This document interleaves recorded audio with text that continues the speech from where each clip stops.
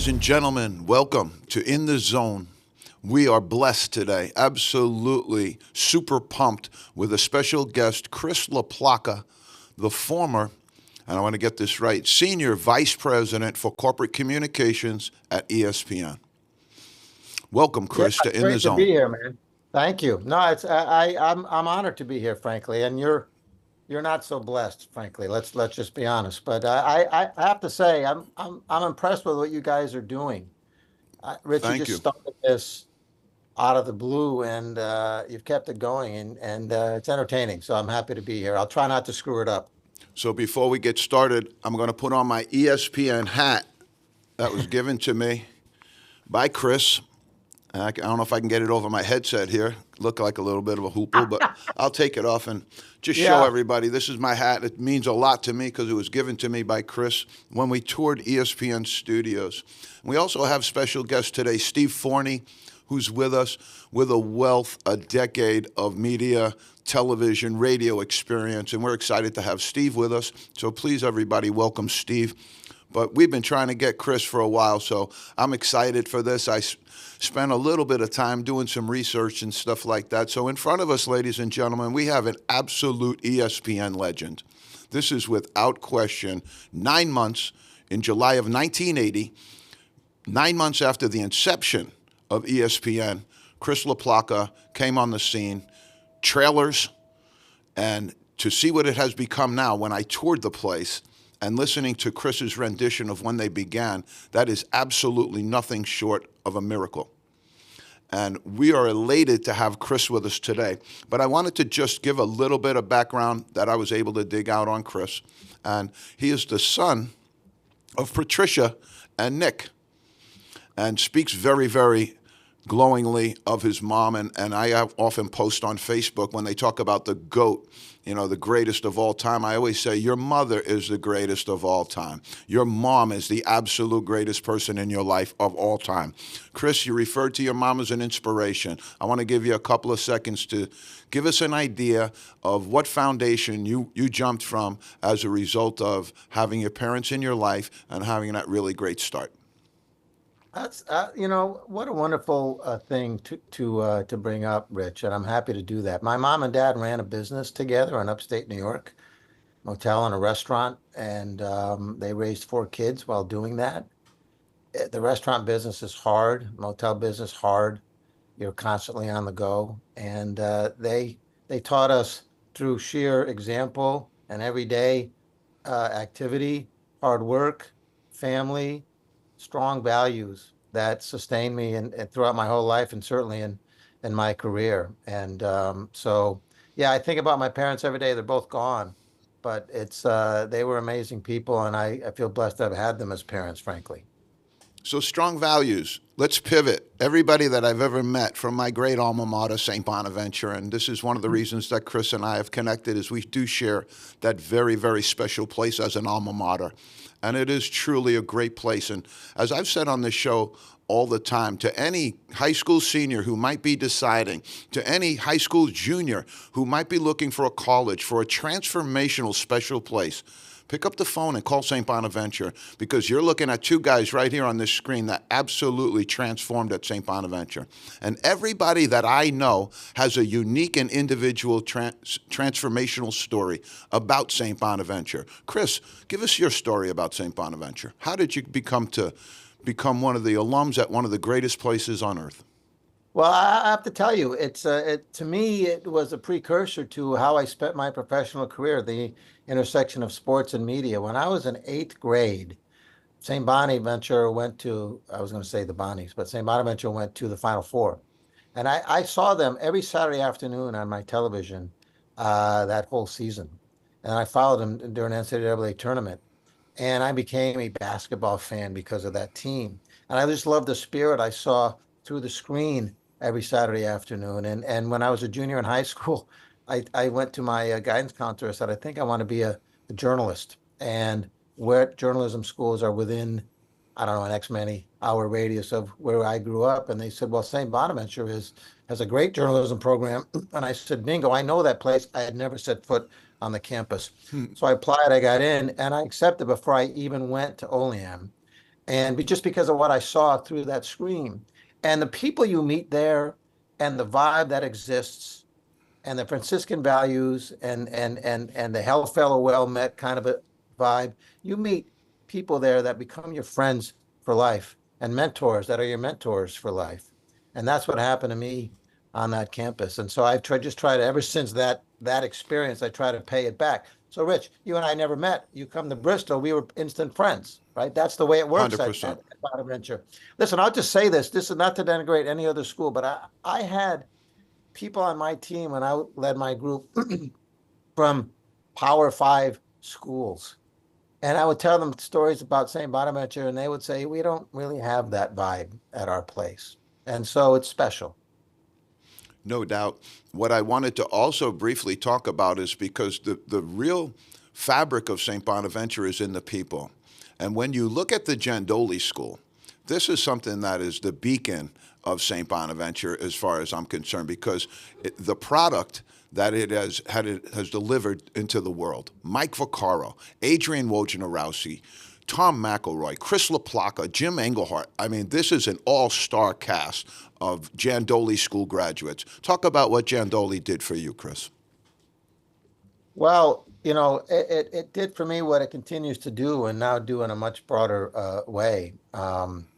It taught me to ask questions, to be curious, to understand things from every angle, to care about facts and context, to actually do the work, to dig a little deeper and understand what's going on around you. And once you get that baseline, you'll make hopefully better decisions about whatever it is you're dealing with in that moment in time. And so I think that's so important today. We live in a world where sometimes we live in a society where we can't all agree today is Wednesday or Thursday or Friday, whatever day it is. And so to navigate a world where that exists, you really need to have the tools to be curious and to question and to understand and be thorough in how you think about things and find out about things. And we all make better decisions as a result of that. So that's what I learned there. I brought it to my work at ESPN for 43 years. It's one of the reasons I was able to hang around that long, frankly. And what they're doing on that campus now with that journalism program is really incredible. The things they're teaching, the master's program that exists, they're going to update the facilities. There's a whole campaign going on right now, which is, I'm so proud of it. I'm participating in that as well. So and the people, again, you meet people there. I've got friends I met first day on campus, freshman journalism class. They're my good friends to this day. It's really what a gift, frankly, to think about it that way. I love to research a person's name. And your name, Laplaca, is, best I could tell, is out of the translation from Sicily. And what it means is a flat, smooth stone. And when I saw that, I said, that's him. He's smooth. He's a rock. He doesn't move. He's a family man. He's got all of the tools and all of the skill set of a St. Bonaventure man.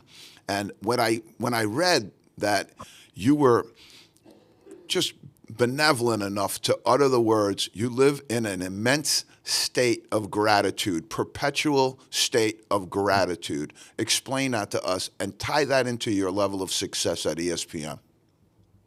Well, I got this from my mom and dad, really, the family values thing. I grew up, my dad was one of 12 kids. I had 118 cousins, I think. And there's an exaggeration, but a lot. And nobody gave them anything. My grandparents came over on the boat, as they say.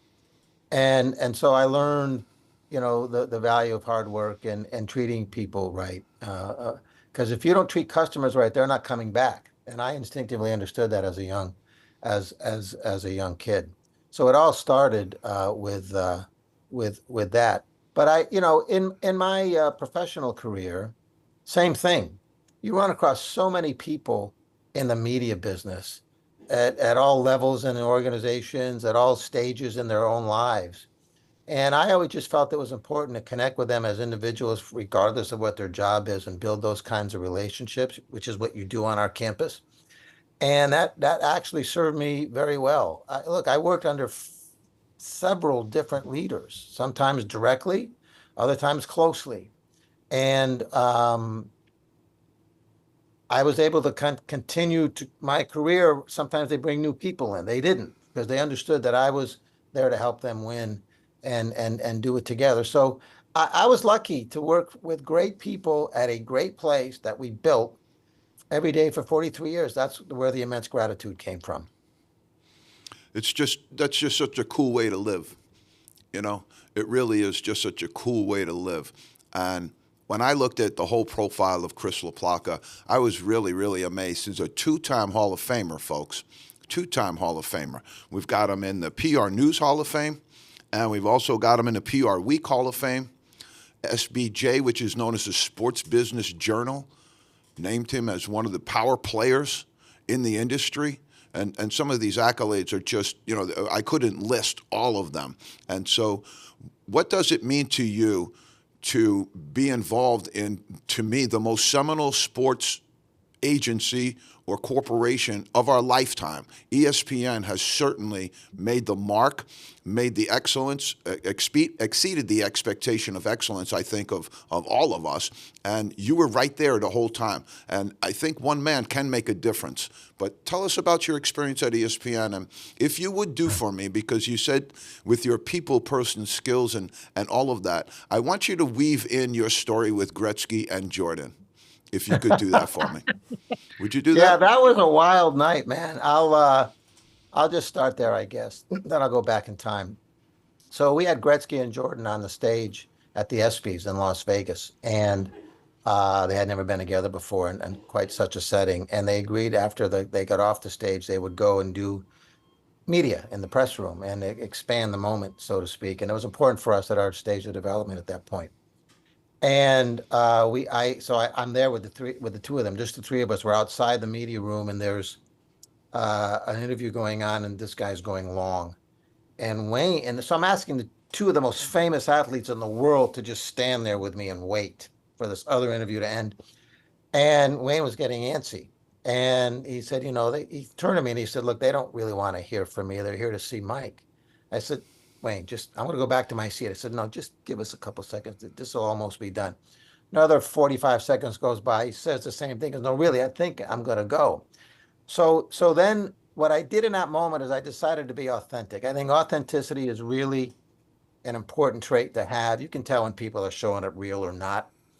So I looked Wayne Gretzky right in the eye. He wasn't that tall. And I said, hey, Wayne, you're the only guy in the building nicknamed the Great One. I think they're going to want to hear from you. And Jordan starts to laugh, and Wayne calms down, and the interview in the press room ends, and I usher them in, and I had saved the moment. And they do an interview together, and it got all kinds of attention, and ESPN was in the middle of all of it. It was an important brand building moment for our company at that moment in time. So I learned in that moment, just be who you are.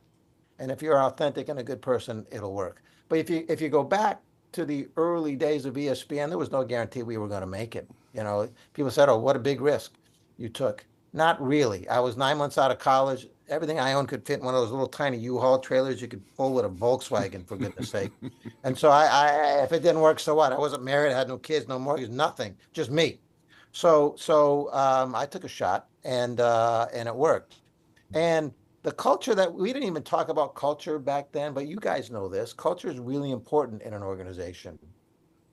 And we were building a culture while we were just trying to survive. And that culture was collaboration, no job too big or too small, the hard work, a belief that, we're going to get there. You don't get anything done without passion and belief. You never see passion or belief in a business plan, but no business plan succeeds without either of those things. We had all of that. And if the phone rang and it wasn't on your phone, you picked it up because maybe this could help us survive that day. And one day led to another, to another, to another. There were a bunch of elders, I called them at the time. They had been at NBC and other big CBS, big places. They knew what they were doing. The rest of us, we did not, but we listened and we showed up. And then, you work hard every day, and next thing you know, years go by and you've made it. And then what happened was we never stopped running. There's, and you guys know this in your own lives, complacency is the enemy of innovation. And we decided not to ever become complacent, because we had gotten to a point where, okay, we made it, we're good, but we never thought that way. We said, all right, what more is there to do? And to be at a place who was trying to get better tomorrow than they were today, every day, man, that 43 years went by really fast. Let's talk about your ABC. Always be curious. Why? Because curious people never stop growing. And again, it goes to the complacency thing. You should never be complacent in your life, in your job. There's always something more to learn, something more to do. And I always wanted to be surrounded by people who were curious. I was always curious. I was that kid in high school. You were hanging around on the corner. A guy would tell a story, and I would say, "Well, then what happened?" And well, what did he say? Well, how did he look? And they would say to me, "Shut up! It's just a stupid story." And I just wanted to know every little detail. I probably was annoying sometimes. But if you're curious, you're going to move the people around you in different ways. And so I always wanted people who were curious. When I would do job interviews, by the time they got to me, I wasn't going to necessarily make the decision, but I wanted to know how curious they were. And so if they asked me a lot of questions, I would give the thumbs up to the people on my team who were doing the hiring. If they didn't, I would say, maybe take a closer look, because you want someone whose mind is always moving and who wants to know how things work and how they can work better. And that's why I emphasize curiosity. A question is often better than a sledgehammer. Go.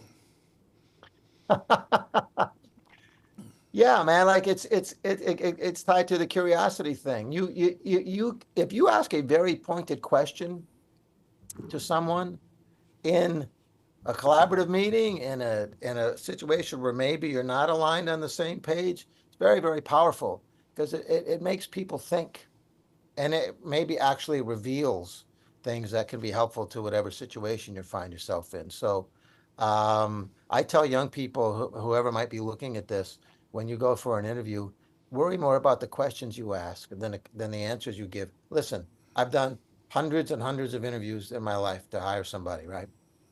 Uh, I've heard all the answers. I've heard them, and I haven't heard all the questions. And at some point in time in that process, someone in the decision making capacity is going to sit down on their iPad, on a sheet of paper, whatever. There are going to be names on the left hand side of the column. Those are the people in the interview process. How do you get to the right? That column is the ones where they survived. It's not necessarily always going to be with a great answer. Many, many times it's when you're asked a question you haven't heard before. Now there's a spark inside that person's head. Now that spark is inside your head, and that's what can really, really make a difference. That's why we wanted to have you on. That is unbelievably sagacious wisdom for our young people out there who are starting their careers. Unbelievable. I want to let Steve jump in with you for a second, and then I'm gonna jump back with you and conclude, because we know you have some stuff to do today, and wanted to thank you also for joining us. But I want to let Steve jump in for a second, because he's been sitting here so nice and quietly. Well, it's just it's one of those, because I'm teaching broadcasting in a high school, and I get these kids nowadays who just they're not into sports, and I say it's better to know a little bit about everything than to be an expert in one thing. Whether that's in news or sports, but even if you're really good at a camera, but you've never swung a golf club, but you can follow a ball in that camera lens going 120 miles an hour, 300 yards, you're going to get paid pretty darn well. Yeah, you are. Yeah, that's great. Hey, that's great advice. They're lucky to have you as a teacher, I can tell already.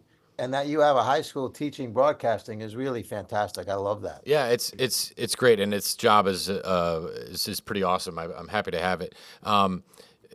When you talked about the interview process, I found it fascinating. I always had at least 5 questions to ask in every job interview to ask the interviewer. Do you have any that you would recommend to a young person? That, like, mine was always to the interviewer, why are you here? Why are you still working for this company? What is it that makes you want to come to work every day? Do you have any that you would recommend to my students as they head out into the workforce? Great question. Yeah, it's a really great question. And I do have an answer immediately, because I've had this conversation I speak at colleges a lot, or used to, still do once in a while. And I would meet deans of the business school or the comm school, the professors or whatever. And I would tell them every time, I said, listen, you guys are putting out really strong people technically. They really that they have all the skill sets we need, and then we'll mold them. But what you really need to teach them about is how to navigate a corporate culture. When you walk into a company, you should understand what their culture is. Is it collaborative? Is it siloed? If you crush your job, is it okay if you go ask the other department head to have coffee one morning to learn about what they do? Or is that frowned upon? Understand how that place makes money, and attach yourself to making sure that whatever you do helps them do that, so that you then build better value around yourself. So the whole idea that I tell young people is, when they go for their first job, don't just take any job. Have enough confidence in yourself that you're going to be fine over time, but understand the environment that you're entering into, because once you're there for 3 months and you realize what it really is, it's not too late. Your life's not over. But wouldn't it have been better for you to know that before you walked in? So it's the intangibles outside the technical skills that kids learn that I actually tell them to understand a little bit more. Navigating a corporate culture isn't always easy, but understanding how to do it is really important. That's I interesting. wish I had heard that 35 years ago. That's I unbelievable didn't know it advice. 35 years ago. You Right, learn, right. you learn by experience, You right? move and go and evolve and evolve. Correct. I Evolution is wanted the to word. get your take because we do two things on the show. We like to talk about basketball, and we also like to talk about St. Bonaventure because those are two things I'm very passionate about. So we've done a good bit of time on Bonaventure. What is your take on the current landscape in college basketball? I don't love it. I don't think anybody really does. I'm good with players getting paid. I understand that, and I have no issue with it. I just think that it's the wild, wild west, and I'm concerned about the game itself, from a standpoint of how fans show up, from a standpoint of the traditions within programs. You see some coaches saying, "Look, I'm out. This is too much. I can't, and keep up with all of the change." The portal and the timing of it, I think sometimes can be problematic in terms of, you saw what happened last year with the NIT, and some schools not deciding to go because they didn't know they'd have a squad, frankly. And I love the NIT. I think it's a wonderful traditional tournament. And so, I it's a little bit crazy right now, and everyone agrees with it. But I know there's a lot of conversations going on about how to kind of get our head around it. We'll see if that happens. And now, all that said, I feel like when you're in the arena and the ball's tossed and the game starts, that's still fun. That's still great. And that's, by the way, when I was at ESPN, I instinctively understood that nothing that we did mattered more than the games themselves. And so I still think that is still wonderful. But there's some challenges for sure. And I know you guys have talked about that. Chris, there's so much chaos. We came up with our own graphic for it. There you go. It's That's- Portal Potty. That's Pete Coles, MVP Pete Coles, my co-host. So we have a graphic for the portal we're not big fans of the portal either, and our sentiments are very similarly aligned with yours in that there should be some form of compensation, some form of sharing of profits for sure.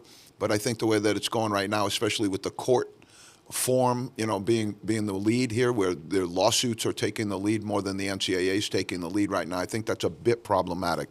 I have the same question. I want to say one more thing, if I could, about Sure. this, Rich. It's a layered topic.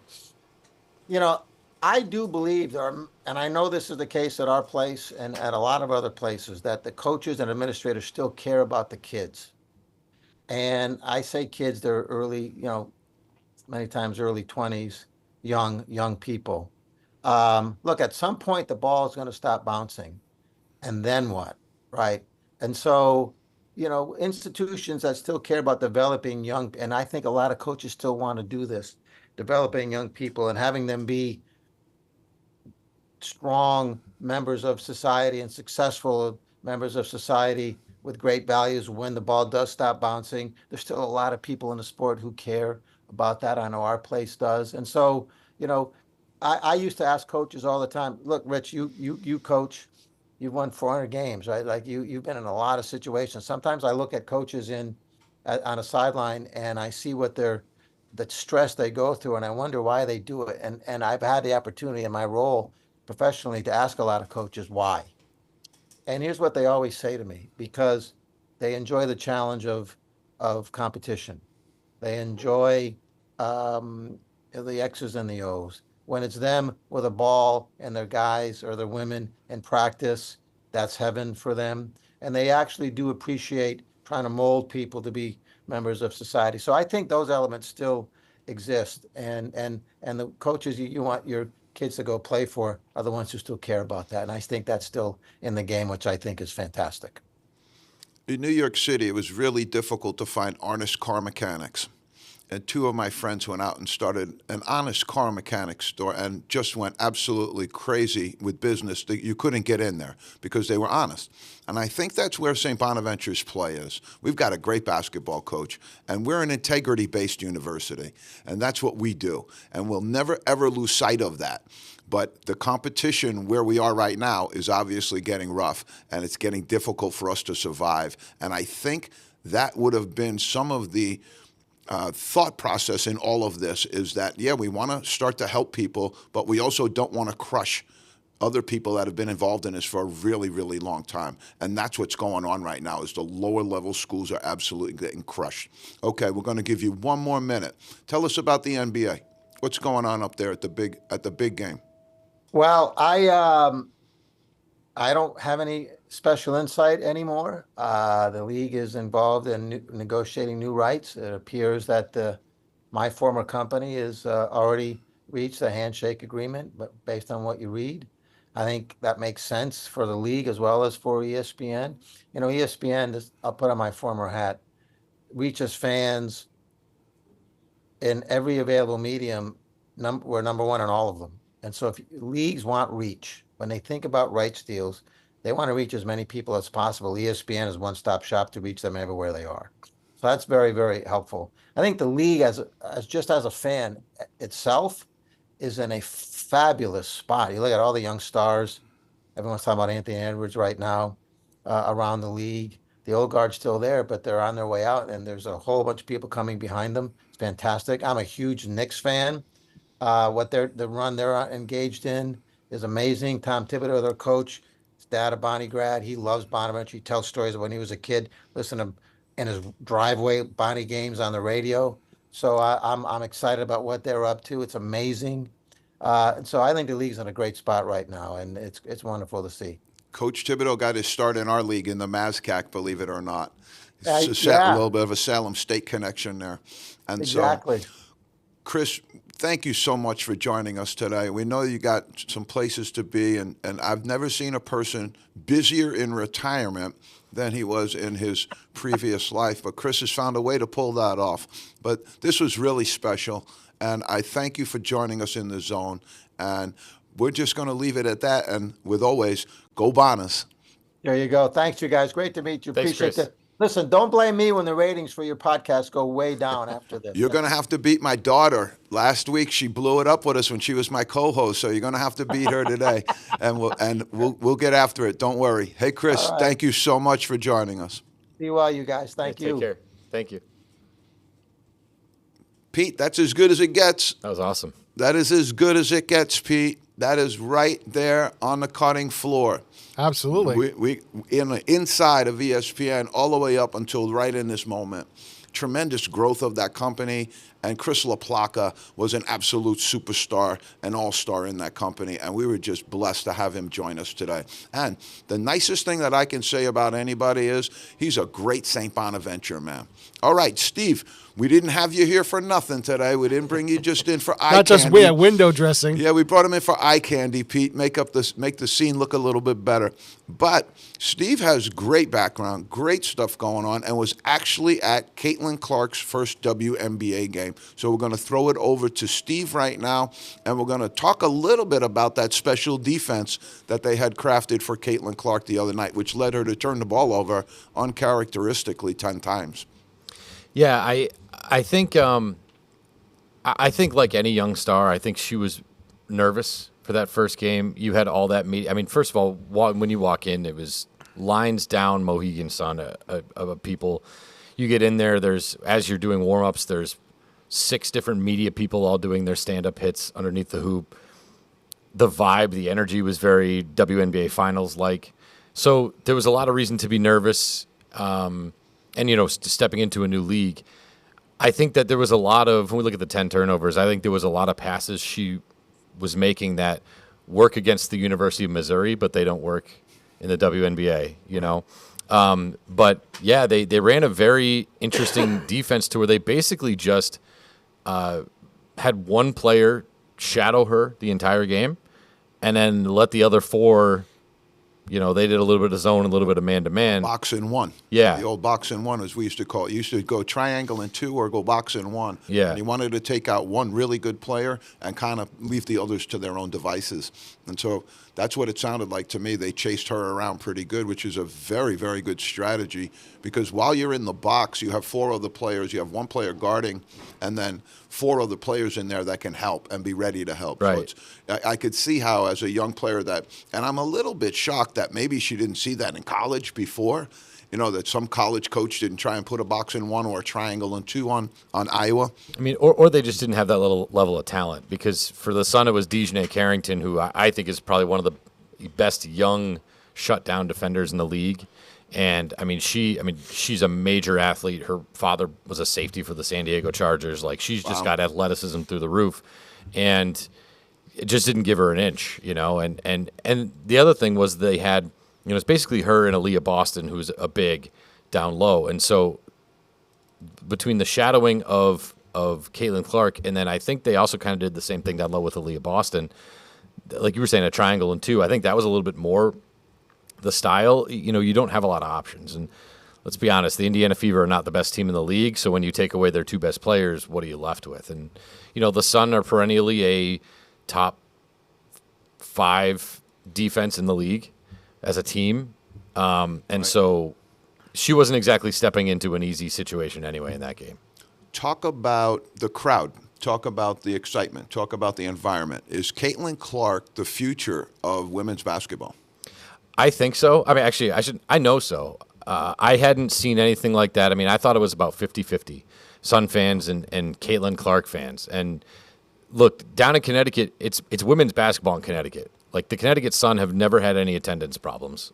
They're always going to get, 5,000, 6,000, 7,000 people in that 8,500 seat arena guaranteed. Wow.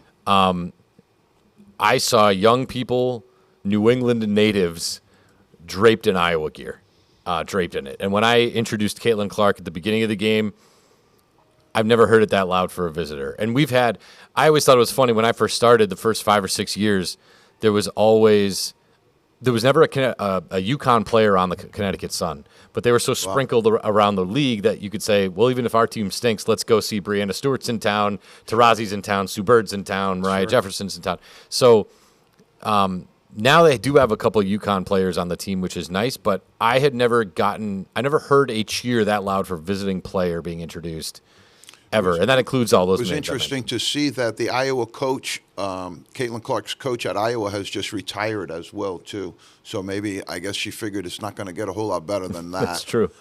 But her impact in college basketball was extremely significant. What do you take of all the criticism of her? I mean, obviously it's warranted.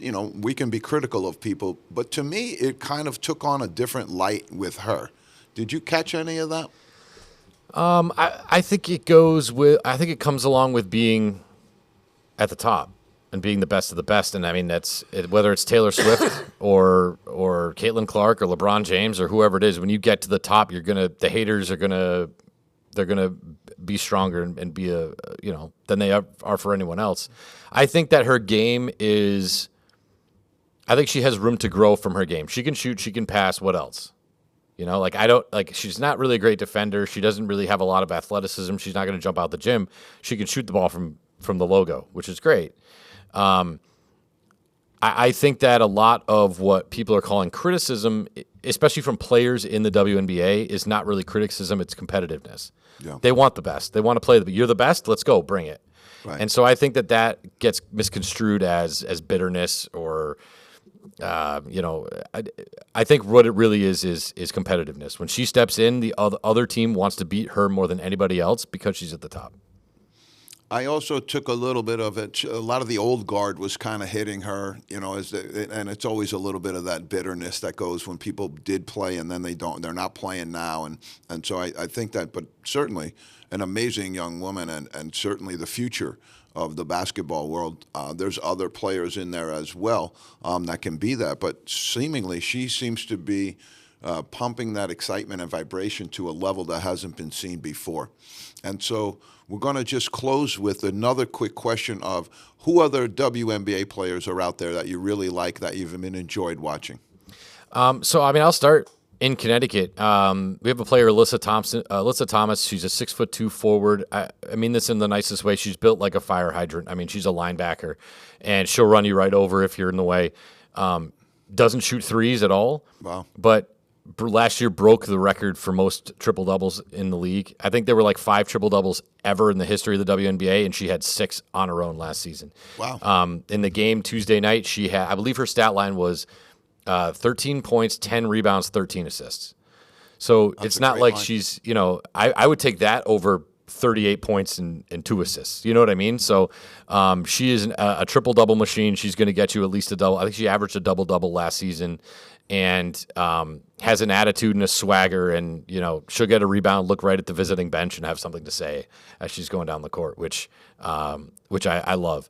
I mean, again, I don't think the talent's ever been this good at this level. Sabrina Ionescu down in New York with the Liberty. She's again, terrific. Uber competitive, just a killer instinct, can shoot.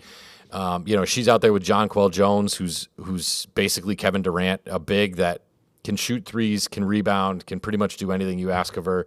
And then you team her up with Breanna Stewart. No wonder they got to the finals. You look at Vegas, and Kelsey Plum, the point guard, is just so talented and fast. And Asia Wilson in the paint is just, once she gets the ball inside there, you can't take it from her. I think that this is happening at the right time for the WNBA. And I don't know what the difference is, why this is happening with Caitlin Clark. Like, I don't know why it didn't happen with Sabrina Ionescu, why it didn't happen with Asia Wilson. Why, they've been mega stars coming out of college into this league for a decade. But for the eyeballs to be on the WNBA now, I think that this is the time where it's actually going to lift off because the talent is so good in this league across it. It's almost like when Magic and Larry Bird were in college. You have Angel Reese and you have Caitlin Clark, and now they're coming into the league. And that saved the NBA, basically, when those two players came in, because that rivalry just created that East Coast, West Coast tension that's really, really good. But I see that also happening here. But what I think also transpired was when we talk about women making as much money as men, that was a conversation that opened up. And one of the reasons that came, at least in this environment, is that one of the reasons that men make more money is because the World Cup or NBA, they generate a lot more revenue. And I think that was heard around the country, around the world a little bit, and people said, well, we're going to support this now, because then they'll get the just rewards for us supporting them. And so I think that was huge, and I think that people are supporting them. I think that's awesome.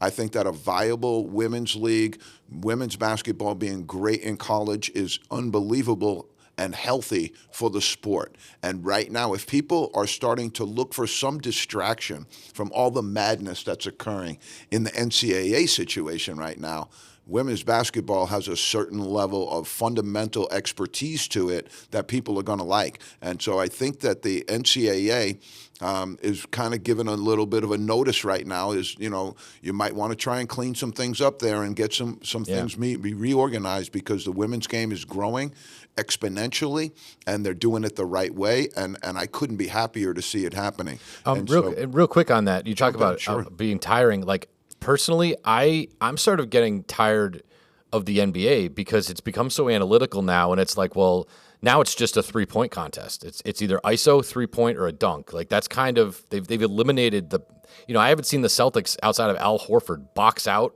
and get an offensive rebound. I mean, a real box out offensive rebound, the one that I grew up with, the one that and the WNBA to me brings back all the fundamentals. They run plays, they do pick and rolls, they box out, all the things that I grew up in CYO, those fundamental basketball that's not just ISO, dribble the ball onto the ground until the clock winds down and then jack up a three-pointer. Like, they don't do that. And if there are people out there who are just tired of watching 60 to 70 three-pointers go up every night, this is the league for you if you love fundamental basketball. And I can't begin to tell you how hard and bruised these women come out of these games. I think it was Charles Barkley the other night who alluded to this, and he was talking about the Celtics, and we've been a little bit critical of the Celtics coaching staff on the show as well. And Barkley said there's no way that they can win the championship with the way that they do their offense. And Kenny Smith went on with his big screen last night, and they were just counting the seconds that players just stood in the same spot of a 24-second clock. So you've eaten 5 or 6 seconds before you come over half court. And then basically this player that they isolated on stood in the corner for the entire possession and never once moved. And that's the huge problem with basketball right now, is these players know how to play at an elite level by themselves, but they don't know how to play at an elite level with each other. And that goes to a lot of the NBA just retreading certain coaches and having a certain culture in the NBA where it's more of a players' league than a coaches' league. Mm-hmm. And that's had its ramifications. You're seeing some of that show up in college basketball as well. But, Pete, we're going to slip right now. We've got about 20 minutes left in the show, but I want to slip right back into the NBA playoffs and what's going on there right now, because that's super, super exciting right now. As you get down to this level of basketball, you're going to actually see some people in a defensive stance. You're going to actually see some blockouts, as Steve just alluded to. Hopefully, we're going to start to see a more physical level of play. And so people have been waiting for that, and people have been looking for that. But right now, great news, absolutely great news for the Boston Celtics fans, as they have taken short order. I don't know what happens to them in Game 2, Pete. I don't know, Steve. They hit Game 2, and all of a sudden, their Game 2s against the Heat and against the Cavs were absolutely awful. Every other single game that they've played has been really, really high caliber. It's almost like they take their night off. I think that's what it is. I don't know. And Porzingis has been out, and Horford's just stepped in and done an amazing, amazing job of filling in that spot. He's incredible, Al Horford, at this level, playing at this level right now, where he hasn't really been that focal point all year, and now being able to step into that. Really, really something special. But they are now scheduled to go to their third consecutive Eastern Conference final. That is huge, huge news for the Boston Celtics fans. And 4-1 over the Cavaliers. Cavaliers kind of fell apart there with Donovan Mitchell being hurt, and they got stuck out there with Darius Garland and some other guys that nobody knows their name. And it just kind of wasn't enough for the firepower that the Celtics can bring. But they do have an offense that's predicated on way too much one-on-one play, way too much freezing the basketball, and way, way, way too much standing around. It is a little mind-numbing to watch. And so I wish them nothing but the best. But right now, 4-1.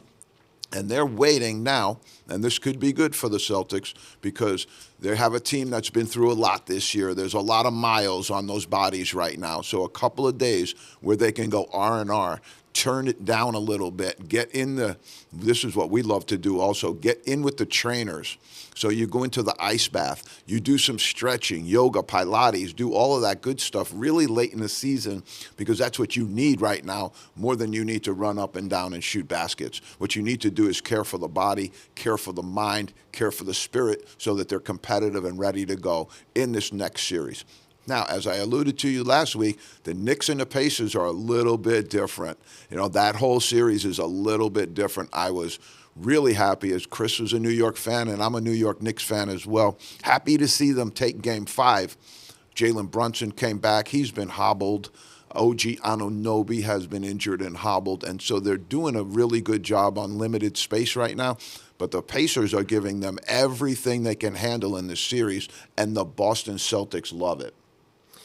Go ahead, Steve. Well, for now, I mean, I think that those are two teams. I mean, based on, you don't, if you're the Celtics, you don't have to play the Bucks. The Bucks are out of your way. The Phoenix is out of your way. A lot of these teams that could give them trouble are now out of their way. And this on paper should be a cakewalk for the Celtics.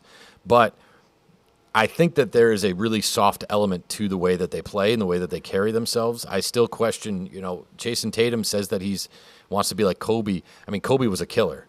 Kobe had a killer instinct, and we've yet to see any of that from Tatum. I think that if you're going to try to outskill the Celtics, you're going to lose. If you can get out there and get scrappy, if you can outwork them, if you can outmuscle them, if you can play harder than them, you'll beat them. And I think that the Knicks and the Pacers are both two teams that have no problem. And we saw this with Miami last year. Miami was just scrappy. And that's what led to them beating the Celtics. I see the same thing from the Knicks and the Pacers, and I think that's the worst thing that can happen to the Celtics is playing against a team that's feeling it. A guy like Jalen Brunson who has no problem. I mean, I think he's got more of a killer instinct than Tatum. So the more talented team could lose if the other team can not outskill them but outwork them. And Pete and I talk about this on the show all the time, is team chemistry. Right now the Knicks are they're flowing. It's overflowing. Over the top with team chemistry because of all of the chemistry that they have aforementioned. The Villanova run with Dante DiVincenzo and Jalen Brunson. They're getting great production out of Hart right now. They've got some injuries. Mitchell's been out. Anunoby's been out. Randall's been out. And so I think that's a real credit to Coach Thibodeau being able to hold it together, but they held it together with chemistry. And I agree with Steve 100%. Whichever team emerges from this series, the Pacers or the Knicks, that could be problematic for the Celtics because they high-level chemistry. And the Celtics right now are high-level talent. And sometimes chemistry beats talent. I think we saw that last year with the Heat. Who do you like in the Knicks and the Pacers series? I like the Knicks. I think for a lot of those things that we were just talking about, I think that they have way more chemistry. I think they're scrappier. I think that they have a lot of confidence. Confidence is massive, especially at this time of the year. I just think put those three elements together, and I think that they're going to and they got the series lead. So, you're playing with that lead. I like the Knicks coming out of this one, probably in 6. I agree with you on that. I think it is going to be the Knicks in 6. I think they're going to try and get it done here. I think the Pacers have really been a great opponent for them, but when the Knicks have had to, they've been able to handle them. And I think that Tyrese Halliburton, Pascal Siakam are really emerging in the NBA as that middle level kind of player. Halliburton a little younger than Siakam, but we talked about our Diesel Dozen about a week ago with Pete of the Diesel Dozen young players that are in the NBA right now. Tatum, Brown, Edwards, Wembayana's 20 years old. So there's just some great talent there. Then you have that middle level talent with Kyrie Irving and some of those guys who haven't been around forever but are starting to really get up there. And then you have that back 9 group of LeBron, the oldest player in the NBA, Kevin Durant, Steph Curry now moving up there as well. And Caitlin Clark, if I could give a likening to somebody in the NBA, a lot of it is Steph Curry. She can really shoot the ball deep and really has a good feel for the game. She's kind of got the same rhythm. If you watch her shoot, it's kind of got the same form, same rhythm. You could tell that that's right where she's. When you're watching these players, there was an old thing in coaching that the further out you stepped with your shot, the more you had to bring your legs into it. Mm-hmm. And Steph Curry kind of reinvented that a little bit in that he's taken the ball down into his chest region a little bit more, and the ball's coming out of here more than it's coming from up atop above of his head. And so he has that room. He's able to do that, but it also makes for a much more stable base, and a much easier place to shoot from. Mm-hmm. So he's really revolutionized the game also. But the game is also, right now, Pete and I have talked about this, there are 4.2 international players on every NBA team. The international players are dominating the game with Joker, Luka. They have some great international players up there. Shai Gilgeous-Alexander is an international player. Victor. So they have some of the great talent out there that are international players. But what I alluded to also is they made the game international. The game of the NBA has actually gone international. That's why the international players are doing as well as they are. American basketball played in the American vein. I think our American players would be doing better. And I often ask this on the show: will the NBA now implement a policy? Because in European leagues for years they had a policy there was no more than 3 Americans allowed on any team. And will the NBA now protect our players, our United States players, and put that same embargo on NBA teams? And I can tell you why they won't, is because the NBA is international now. The NBA is not going to stop being international.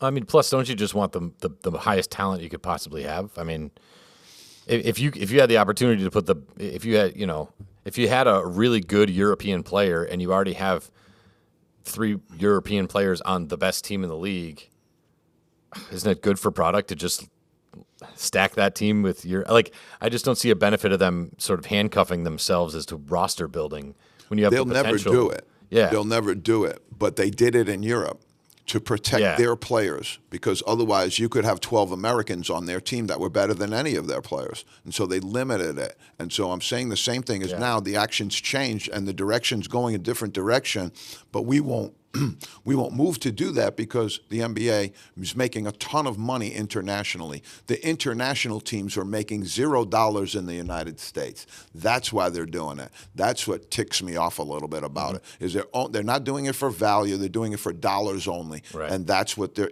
and what I said is they completely changed the game as well. Is now our American players are competing on an international style game, which puts them at a further deficit as well, because the American players that went over there played the European style as well. And so I understand why it occurred, but let's slip over to the West now. We got the Thunder and the Mavs.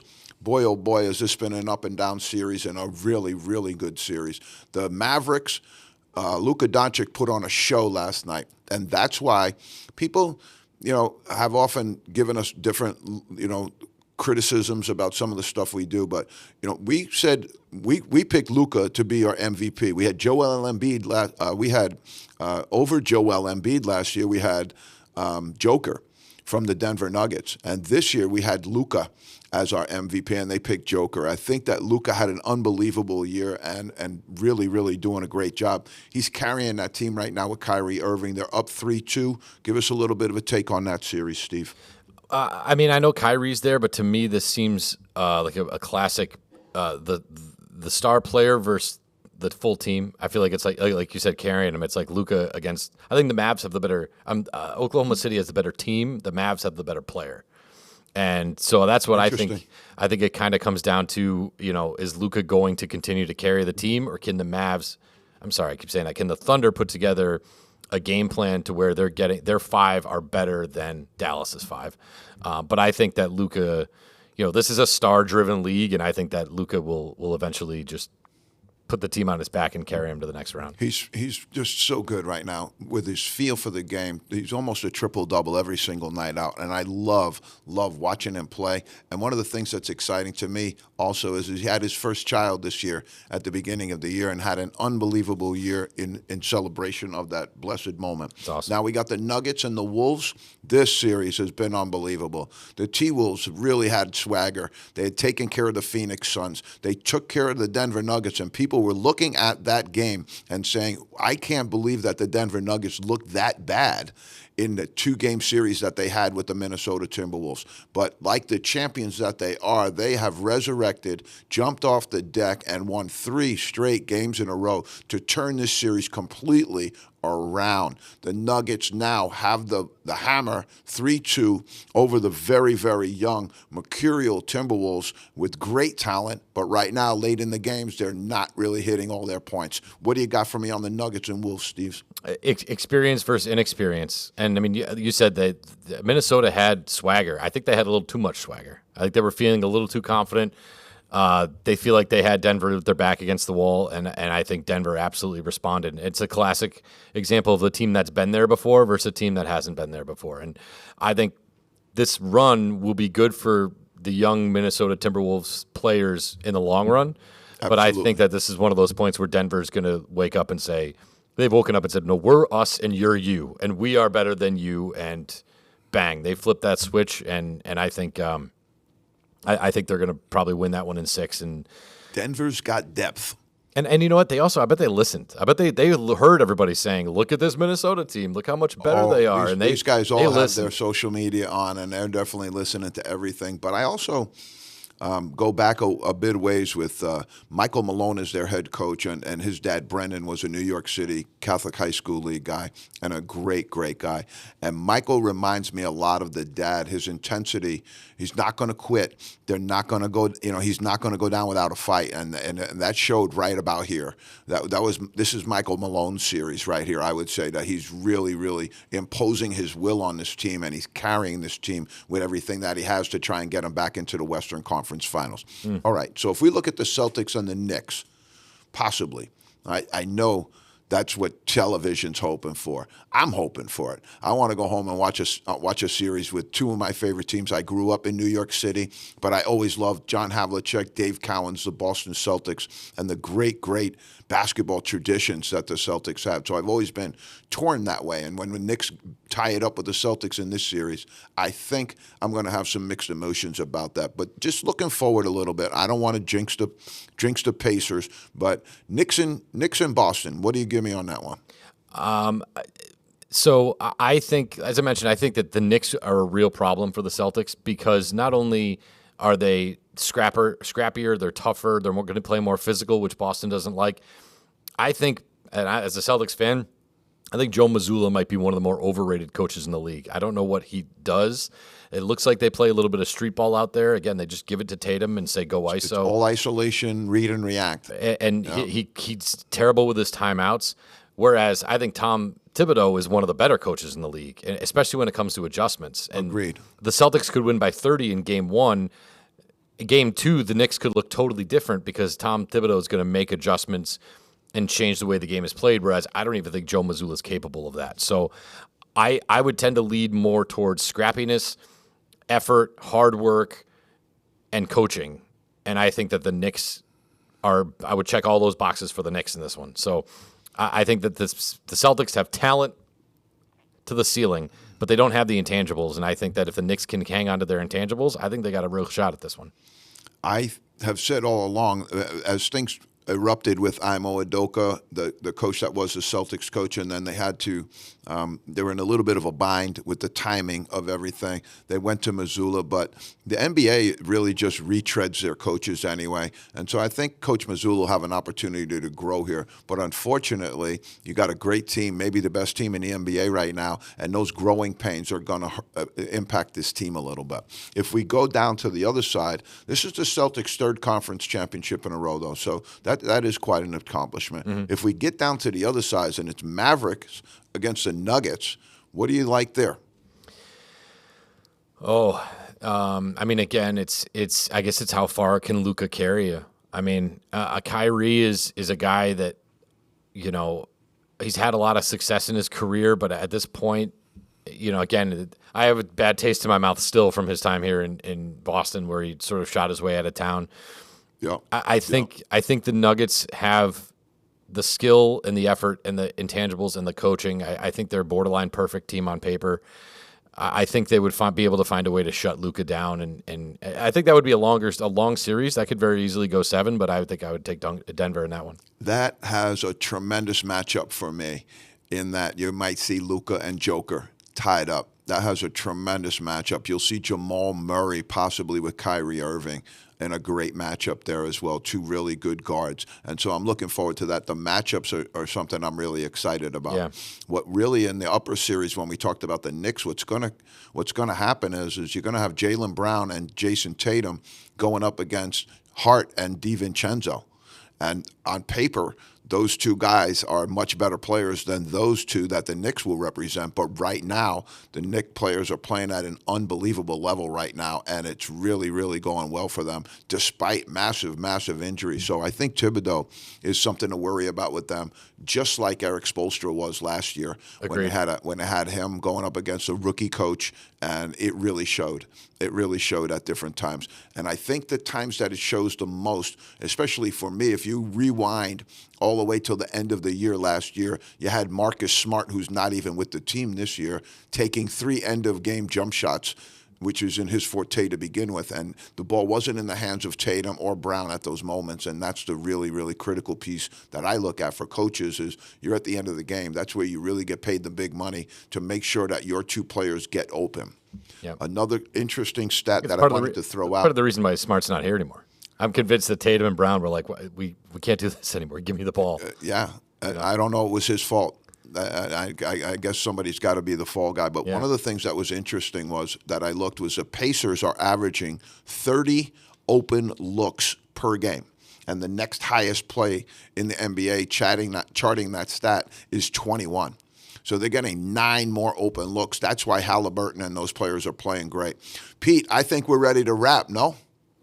All right, this has been an unbelievable day, folks. Really, really want to thank Steve for joining us today. This will not be a first and only. We're going to bring Steve back for sure because we have fun today.